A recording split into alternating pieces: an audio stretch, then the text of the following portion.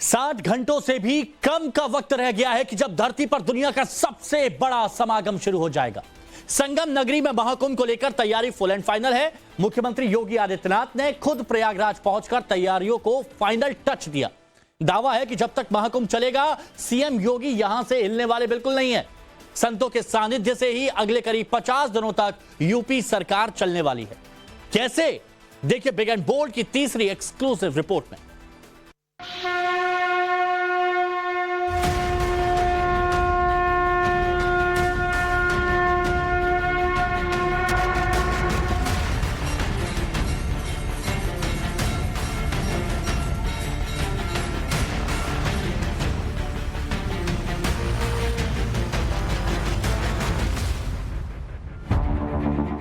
संगम नगरी में गंगा किनारे यहाँ तैयारी बेहद खास है।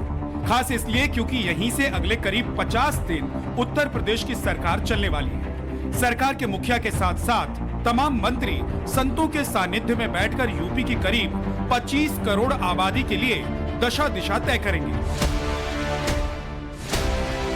प्रयागराज में संगम की रेती पर बसे टेंट सिटी में वैसे तो 1 लाख से ज्यादा टेंट और पंडाल बने हैं, लेकिन इन सभी में सबसे ज्यादा खास है योगी महासभा का पंडाल। मेला प्राधिकरण ने योगी महासभा को जो जमीन अलॉट की है उसमें मुख्यमंत्री योगी के रुकने की व्यवस्था है। इस वक्त हम महाकुंभ क्षेत्र के उस शिविर के अंदर मौजूद हैं जिसमें नाथ संप्रदाय के प्रमुख और उत्तर प्रदेश के सीएम योगी आदित्यनाथ कुंभ के दौरान प्रवास करेंगे।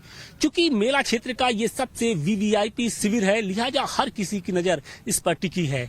ये जो शिविर है वो सेक्टर 18 के ओल्ड जीटी रोड के पास बनाया गया है और लगभग 600 बाई 400 का ये पूरा रकबा आप देख रहे हैं, उसमें इस शिविर को बसाया जा रहा है। इस शिविर के अंदर एक टेंट सिटी भी बसाई जा रही है जिसमें जो टेंट की संख्या है वो लगभग 51 बताई जा रही है और जितने टेंट आप देख रहे हैं वो हाईटेक सुविधाओं से युक्त हैं। इसमें न सर्दी का असर आपको दिखाई पड़ेगा और न ही बारिश का असर यहाँ पर दिखाई पड़ेगा। महाकुंभ में जिन पंडाल से पूरी सरकार चलेगी उसके अंदर भी आपको लेकर चलेंगे।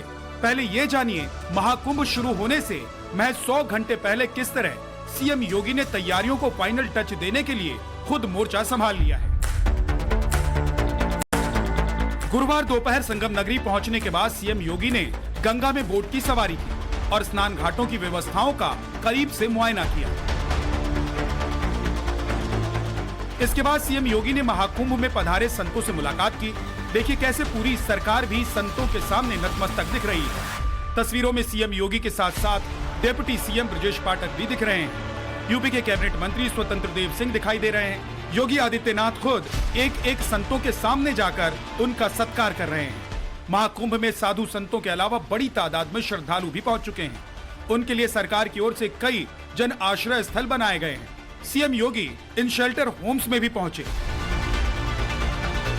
श्रद्धालुओं का हालचाल लिया और भीषण ठंड से बचने के लिए उन्हें कंबल दिया।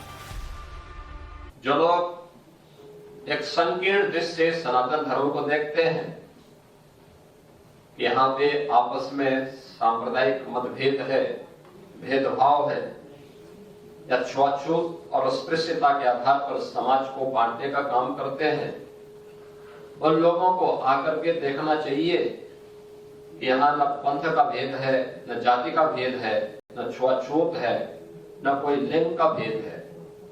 सभी पंथ और संप्रदाय एक साथ एक ही संगम पर स्नान करते हैं।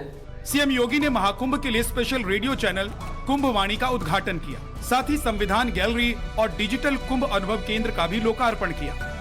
ये जो एक्सपीरियंस सेंटर बन के तैयार हुआ है वो डिजिटल मतलब कुंभ से जुड़े हुए जितने भी अभी तक के कुंभ हुए हैं उनके बारे में डिटेल इसमें जानकारी दी गई है और ये सारी जो जानकारी है वो वर्चुअली है, यानी डिजिटल माध्यम के थ्रू ये जो लोग होंगे, जो श्रद्धालु होंगे, वो कुंभ से जुड़ी जितनी अनुभूतियां हैं, जो एक्सपीरियंस है वो जान सकेंगे। महाकुंभ को लेकर पूरी योगी सरकार एक्टिव है। खुद सीएम योगी आदित्यनाथ मौके पर जाकर व्यवस्थाओं का जायजा ले रहे हैं। खबर यह भी है कि 20 जनवरी को संगम नगरी में ही योगी सरकार की कैबिनेट बैठक होगी और उसी दिन मुख्यमंत्री योगी के साथ पूरा कैबिनेट संगम में डुबकी लगाएगा। ठीक उसी तरह जैसे 2019 के कुंभ में सीएम योगी ने मंत्रियों के साथ संगम में पवित्र स्नान किया था। इसके अलावा पूरी कैबिनेट का भोजन भी एक साथ नाथ संप्रदाय के शिविर में हो सकता है। हिंदुत्व के पोस्टर बॉय बन चुके योगी आदित्यनाथ की कोशिशों का ही ये नतीजा है कि महाकुंभ शुरू होने से पहले ही इसकी चर्चा न सिर्फ देश बल्कि पूरी दुनिया में होने लगी है।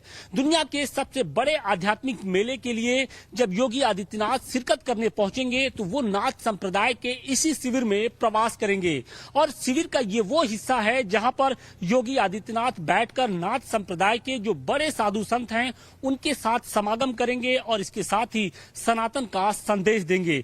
लेकिन बड़ी बात यह है कि इसी पंडाल से वो शासन को भी आगे बढ़ाएंगे, यानी बतौर मुख्यमंत्री जो अपना कार्यकाल है वो यहीं से वो आगे बढ़ाएंगे। इस दौरान वो कैबिनेट के मंत्रियों के साथ न सिर्फ बैठक करेंगे बल्कि उत्तर प्रदेश की शासन व्यवस्था को किस तरीके से सुचारू बनाए रखना है उसका भी काम करेंगे। तो फिलहाल हम आपको इस पंडाल की तस्वीरें दिखाने की कोशिश कर रहे हैं कि ये देखिए एक जर्मन हैंगर ये पूरा पंडाल है, यानी सभी तरह की जो सुविधाएं हैं उससे युक्त है। इसमें न तो सर्दी का पता चलेगा आपको, न ही बारिश का असर यहां पर दिखाई पड़ेगा।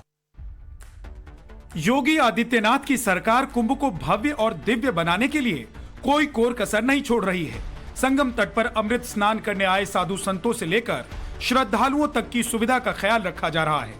केंद्र की मोदी सरकार भी महाकुंभ के आयोजन में राज्य सरकार को पूरी मदद कर रही है। मीडिया रिपोर्ट्स की माने तो महाकुंभ का अनुमानित बजट करीब 6,382 करोड़ रुपए का है।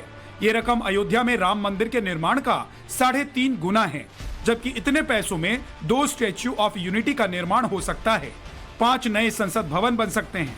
जाहिर है इस बार का महाकुंभ न भूतो न भविष्यति वाला होने जा रहा है और इसके लिए योगी सरकार ने खजाना खोल दिया है। विपक्ष कई बार आरोप लगा चुका है कि महाकुंभ में इतनी भारी भरकम खर्च करने की जरूरत ही क्या है, पैसों का बेजा इस्तेमाल हो रहा है। लेकिन सीएम योगी के पास पूरा गुना गणित है। महाकुंभ मेले में 40 करोड़ से ज्यादा लोगों के आने का अनुमान है। ऐसे में देश प्रदेश की अर्थव्यवस्था में अकेले महाकुंभ 2 लाख करोड़ रुपए का योगदान देगा। 2019 के कुंभ में 1,20,000 करोड़ का कारोबार हुआ था। 2 लाख करोड़ रुपए का ग्रोथ अकेले प्रयागराज महाकुंभ से होने का। कैसे आस्था इसको अर्थव्यवस्था को सुदृढ़ता प्रदान करती है, प्रयागराज उसका एक नया उदाहरण बनने जा रहा है। और इसलिए आज के इस अवसर पर स्वच्छ कुंभ के साथ साथ इसको हम लोगों ने एक सुरक्षित, सुव्यवस्थित और आधुनिक महासमागम के रूप में जो भी योजना तैयार की है आपके सामने है।